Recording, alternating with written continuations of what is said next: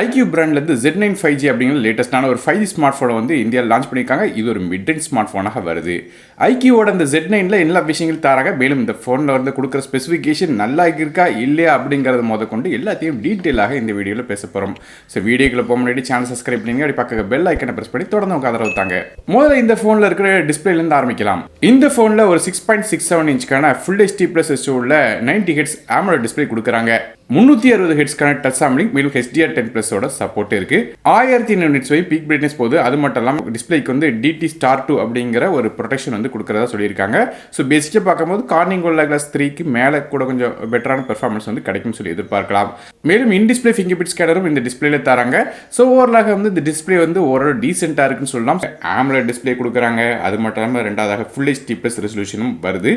இது போக 90 ஹெர்ட்ஸ்க்கான refresh rate, 1500 nits வரை பீக் பிரைட்னஸ் இருக்கு. இது போக வந்து PWM டிமிங் சப்போர்ட் இதில் இல்லை. அது மட்டும் இல்லாமல் HDR10+ஓட சப்போர்ட் இருக்கு.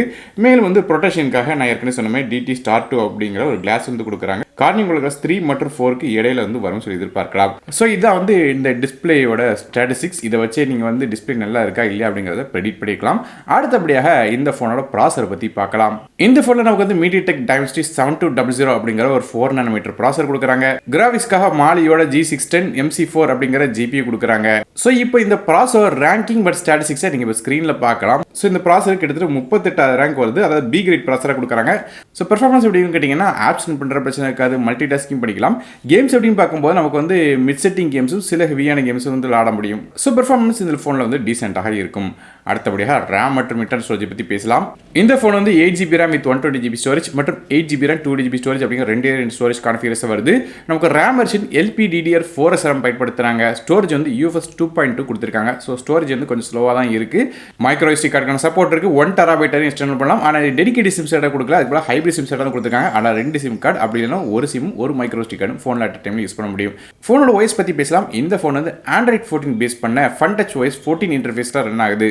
OSோட அப்டேட்ஸை பொறுத்தவரை இந்த ஃபோனுக்கு 2 வருடத்துக்கான OS அப்டேட்ஸும் 3 வருடத்துக்கான செக்யூரிட்டி அப்டேட்ஸும் கொடுக்கறத மென்ஷன் பண்ணிருக்காங்க. ஸோ இப்போ நீங்கள் ஸ்க்ரீனில் பார்க்கலாம். ஸோ OSோட அப்டேட்ஸை பற்றி OSோட அப்டேட்ஸும் ஓரளவு டீசென்ட்டாக கொடுத்துருக்காங்க. அடுத்தபடியாக ஃபோனோட கேமராஸ் பற்றி பார்க்கலாம். ஃபோனோட பேக் சைடு நமக்கு 2 கேமரா கொடுக்குறாங்க. மொதல் கேமரா வந்து 50 mm ரியர் ஃபேசிங் கேமரா. இது f1.78 ஆப்பர்ச்சரில் வருது. இது சோனியோட IMX882 அப்படிங்கிற சென்சார். இந்த கேமராக்கு வந்து ஆப்டிகல் இமேஜ் ஸ்டெபிலைசேஷன் சப்போர்ட்டும் எலக்ட்ரானிக் இமேஜ் ஸ்டெபிலைசேஷன் சப்போர்ட்டும் இருக்கு. ஸோ பிரைமரி கேமராவில் வந்து நமக்கு வந்து ஃபோட்டோட குவாலிட்டி நல்லா இருக்கும் சொல்லி எதிர்பார்க்கலாம். மற்றபடியாக ரெண்டாவதாக ஒரு 2 mm டெப்த் சென்சார் கொடுக்குறாங்க. இது f2.4 ஆப்பர்ச்சரில் வருது. நமக்கு பிரைமரி கேமராவில் எடுத்த ஃபுட்டேஜை பொறுத்து நமக்கு வந்து 4K ரெசல்யூஷன் வீடியோ 30 ஃப்ரேம்/செகண்ட்ல கேப்சர் பண்ண முடியும். இது போக நமக்கு வந்து LED ஃபிளாஷ் சப்போர்ட்டும் இந்த கேமரா வருது. செல்ஃபி பற்றி பேசலாம். ஃப்ரண்ட் சைடில் ஒரு 16 mm ஃப்ரண்ட் ஃபேசிங் கேமரா தராங்க. இது f2.0 ஆப்பர்ச்சரில் வருது. நமக்கு இந்த கேமரா வந்து ஃபுல் HD வரையும் வந்து வீடியோஸ் எடுக்கலாம் சொல்றாங்க. 4K ரெசல்யூஷன் வீடியோஸ் இதில் எடுக்க முடியாது. மற்றபடி ப்ரொடெக்ஷன் அப்படின்னு பார்க்கும்போது இந்த ஃபோனுக்கு IP54 ரேட்டிங் இருக்கு. ஆனால் லைட்டாக தண்ணி பட்ட பிரச்சனை இருக்காது. அடுத்தபடியே நெட்வொர்க்ஸ் பற்றி பேசலாம். இந்த ஃபோனுக்கு வந்து 5G SANC சப்போர்ட் தராங்க.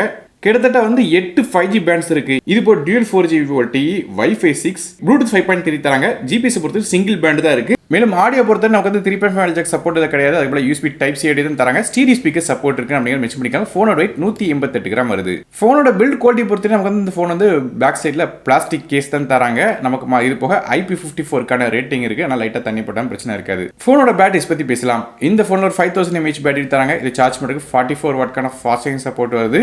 சார்ஜிங்காக USB Type-C போர்ட் தராங்க. இந்த போர்ட் வந்து நமக்கு வந்து USB 2.0 இருக்கும் சொல்லி எதிர்பார்க்கலாம். அது கலர்ஸ் அப்படின்னு பார்க்கும்போது கிராஃபைன் ப்ளூ மற்றும் பிரஷ் கிரீன் அப்படிங்கிற கலர்ஸ் வருது.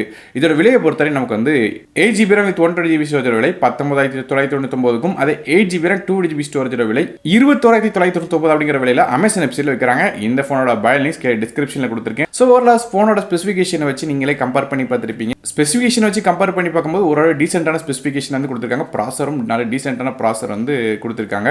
ஓவராலாக இந்த பிரைஸ் பாயிண்ட்டுக்கு இந்த ஃபோன் வந்து ஓரளவு ஒர்த் மாதிரி தான் தெரியுது. ஸோ நீங்கள் இந்த iQOOட Z9 5G பற்றி நினைக்கிறீங்க அப்படிங்கிறது கீழே கமெண்ட் செக்ஷன் மென்ஷன் பண்ணுங்க. வீடியோ பிடிச்சினா ஒரே லைக் கொடுத்துருங்க. உங்கள் ஃப்ரெண்ட்ஸ் மற்றும் ஃபேமிலிக்கு ஷேர் பண்ணி விடுங்க. நானும் டெக் தமிழுக்காக மற்ற வீடியோ சந்திக்க நன்றி, வணக்கம்.